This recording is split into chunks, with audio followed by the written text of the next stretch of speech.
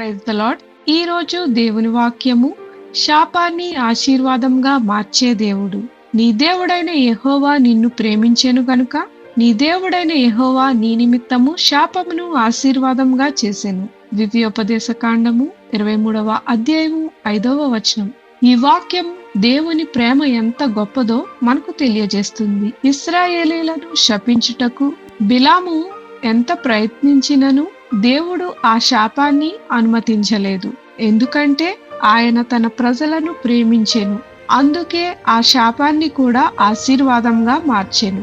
మన జీవితంలో కూడా కొందరు మనకు చెడు కోరవచ్చు, మనపై అపవాదులు పెట్టవచ్చు, లేదా మనల్ని కష్టపెట్టవచ్చు. కానీ దేవుడు మనలను ప్రేమిస్తే మనకు వచ్చే శాపాలు కూడా ఆశీర్వాదాలుగా మారతాయి. దేవుడు చెడును మంచిగా మార్చగలడు. కాబట్టి మనము భయపడవలసిన అవసరం లేదు. దేవుని ప్రేమలో నడిచే వారికి ఆయన రక్షణ, ఆశీర్వాదం ఎప్పుడూ ఉంటుంది. దేవుని ప్రేమ మనకు వచ్చే శాపాలను కూడా దేవుడు ఆశీర్వాదాలుగా మార్చగలడు. దేవునిపై విశ్వాసం ఉంచిన వారు భయపడనవసరం లేదు. ప్రార్థన. ప్రభువైన యేసు, నీవు మమ్ములను ఎంతో ప్రేమించుచున్నందుకు నీకు కృతజ్ఞతలు. మా జీవితంలో వచ్చే ప్రతి కష్టాన్ని, ప్రతి శాపాన్ని ఆశీర్వాదంగా మార్చమని యేసు నామంలో ప్రార్థించుచున్నాము తండ్రి.